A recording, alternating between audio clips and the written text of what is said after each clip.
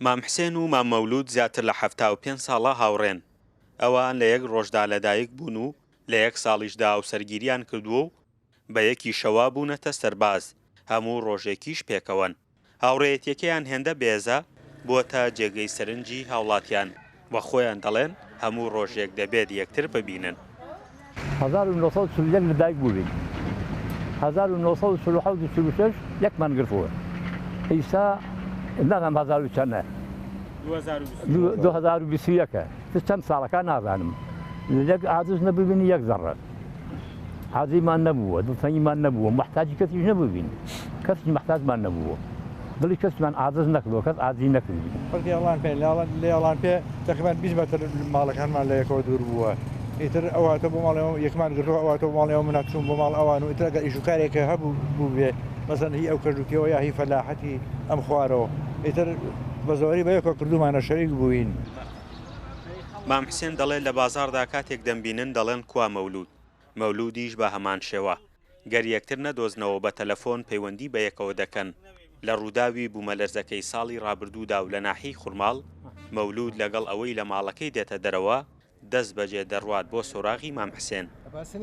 وەڵا ڕۆژانە هاتمە بازاڕ، ئەگەر لە بازاڕا دیار نەبوو تەلەفۆنم پێ تەلەفۆنی بۆکەم لەکوێ مەولود یاڵێ لە ماڵم یاڵێ ئەوە بەڕێگاوم ئیسا یەم بۆ بازار یا ئەڵێ لە فڵانە دووکانم من ڕێکسەرچم بۆ لای هەمووتەوە. ئەو شەوەی بوومەلەرزەکە بوو بە یەکەوە بوون. باسە بوو ئەوە کێ بۆ گەڕایەوە؟ بوومەلەرزەکە چی بووە لە بوومەلەرزەکە؟ وەڵا ئەم باشێ گەڕێتەوە. بوومەلەرزە وەختە خانوخان بڕوخێ بە ملمانە. من یەکسەر هەرسام لە حیبەتە هەرسام بە پێی خاوز.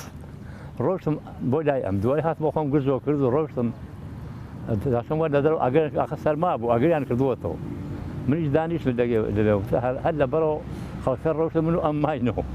وتم بەخوا من ناڕەوەتی باشنی بۆ مزگەوتەکە دەخە مزگەوتەکەم سەلاحە ئەگەر بکەوێتەوە ئەماکە بەژێرەوە. دوای ڕووداوی کیمیابارانکردنی هەڵەبجە و ئاوارەبوونیان شوێنی نیشتەجێبوونی هەردووکیان لە یەکتر دوور دەکەوێتەوە. نزیکەی 6 مانگ یەکتر نابینن. مام حسێن لە ئێران و مام مەولودیش لە کوردستان بەردەوام سۆراغی یەکتر دەکەن. ئیتر ئەم لە دەیەکە بوو منش لە دەیەکە بوون هەواڵ یەکترمان ئەزانێ نزیک بوون لە شارە دوورا. ئیتر بۆ خۆی شارە دووری ژنەما چوونە سیروان خەسف کرا چوونە هەڵە من چوومە هەڵەبجێ ماڵەکەم ئەمر چووە بەرچوو بەرەو عەربەت مناڵەکانی. مام مەولود دەڵێ هاوسەرەکانیشیان و منداڵەکانیشیان پێکەوە هاوڕێن. هەردووکیشیان کچی یەک گەڕەکیان هێناوە.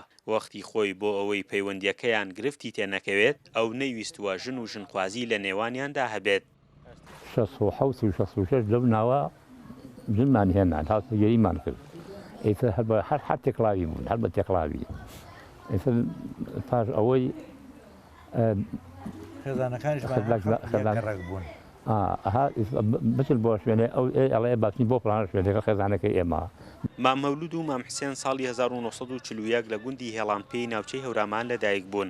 جگە لە 6 مانگی دابڕان لە نێوانیاندا لە تەمەنی 5 ساڵیەوە هاوڕێن. هێندە یەکیان خۆش دەوێت مام مەولود ئامادە نەبوو لە یاریەکەدا لێی بباتەوە. وتی خۆشمەوێ و نامەوێت دڵی بشکێنم. فەرحان هەورامانی، دەنگی ئەمریکا، ناحیەی خوڕماڵ.